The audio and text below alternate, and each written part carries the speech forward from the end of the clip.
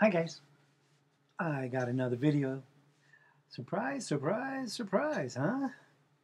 Okay, this one I had a dream, but first, like I usually tell the dream, then give the interpretation or meaning or, you know, how it felt to me. Two things. I've been putting Montagraph in my title, and I just want to give a shout out to Montagraph channel. You see a lot of things that some people don't see, and I'm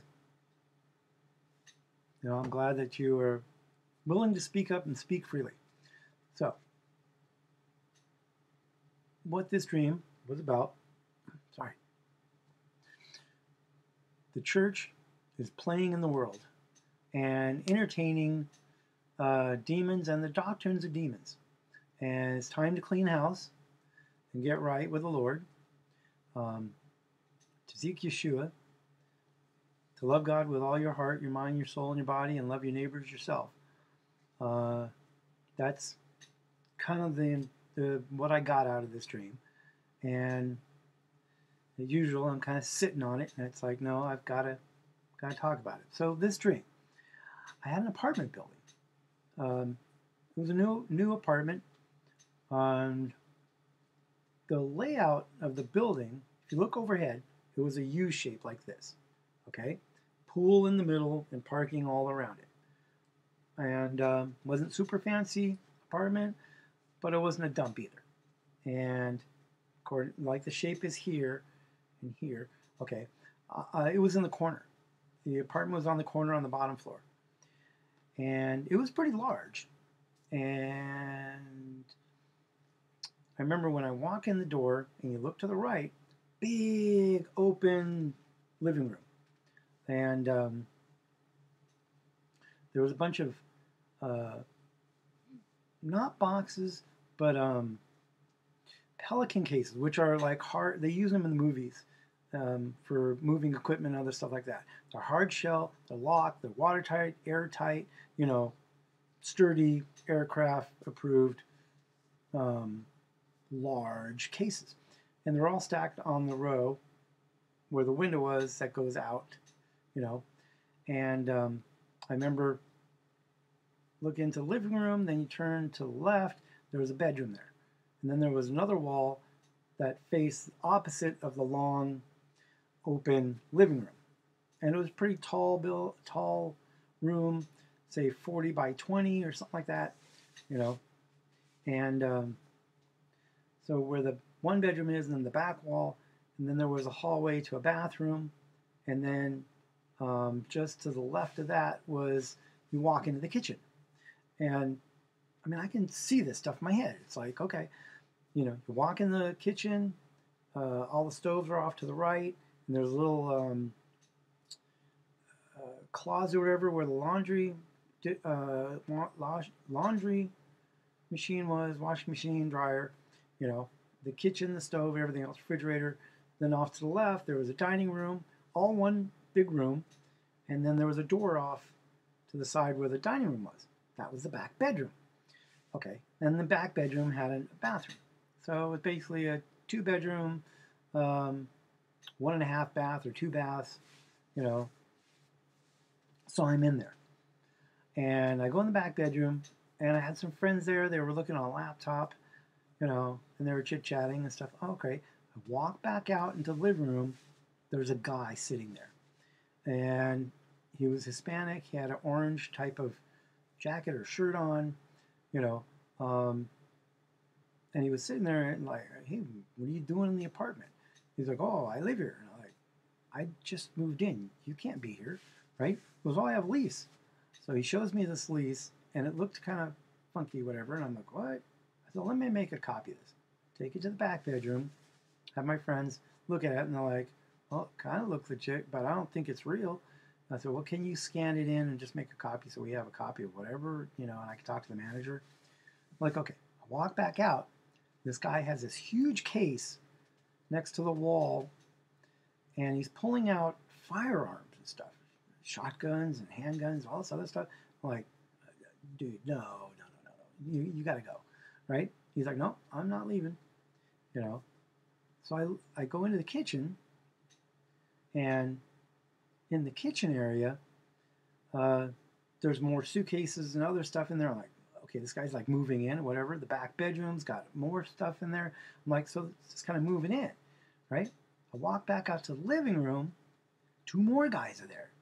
And they had red shirt, jacket on. Another guy had a black jacket on.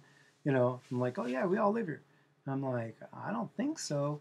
You know, I moved in this place, you know, and it's been about a month, but I haven't moved everything in yet and settled. And they're like, well, no, we're living here. The manager said so. I'm like, okay. So I said, you guys need to go talk to the manager. You can't be here. Now, my door was open. The front door to the apartment was open. And the manager lived right next door. So they went over there. I'm hearing all this yelling and screaming and everything else, you know. And I see the guys come. They take their baggage and everything else. And I was like, okay, you guys, you know, good luck and have fun. Manager's like, oh, yeah, you know, screwed up. They're supposed to be in apartment D, and you're in an apartment A. I'm like, well, yeah, you know, we already signed the agreement and did all this stuff. He goes, well, you should thank God for this, you know. And I remember it wasn't me, but I was in somebody's body, right? And he yelled at the manager, like, I don't even know him, you know. I don't know Jesus, right? And that shook me to my core when I heard the voice saying this, you know. And I was like, wow, no, okay. Which remind me back to Matthew. It's like separating the sheep from the goats, you know, and the left hand and the right hand. And the ones on the left, you know, and Jesus says, I never knew you. Depart me from me, you workers of iniquity, you know. But the right hand sheep, like, well done, good and faithful servant, enter into your rest. That I want to hear. Okay, please. So anyway, back to the dream. Okay, so then this guy that I'm in his body closes the door, you know, and as he's closing the door, he's like, you know, the manager's like, you know, you should look up. And so then I'm like, huh? And I look up, and there's like a doorway, a trap door to like another room or an attic, right? He goes, yeah, that's part of your apartment as well. I'm like, I didn't know that. You didn't tell me. He goes, well, yeah, go up there and take a look. I pull down the trap door, and manager's like, here's a ladder, you can keep it. I prop up the ladder, crawl up, take a look. Same size as the living room, huge, right? And it had kind of barn style roof all the way down. It was clean. It was immaculate. The floors were polished. You could see the wood, right? The walls were all white, and the one wall that faced out had windows, and just the light and the sunlight comes in, and it was almost like a rainbow kind of color, and everything was super bright. The colors were amazing, and I'm like, wow, this is part of the place as well. Now, it was completely unfurnished, but it was clean. And I was like, it's an upper room, right?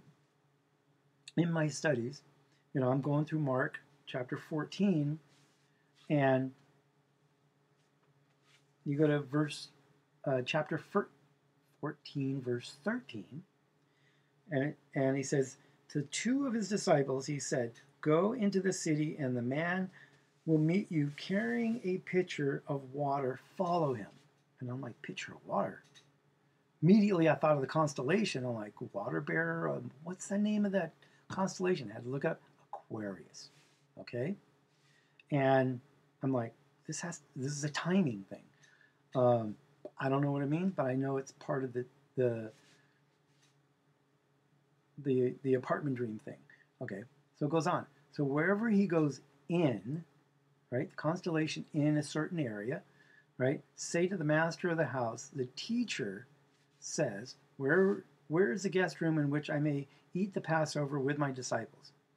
Now, first I'm like, the master of the house, right? That's you know, to me, I'm like, oh, wow, Jesus says I'm going to my Father's house, which has many mansions. I'll come back.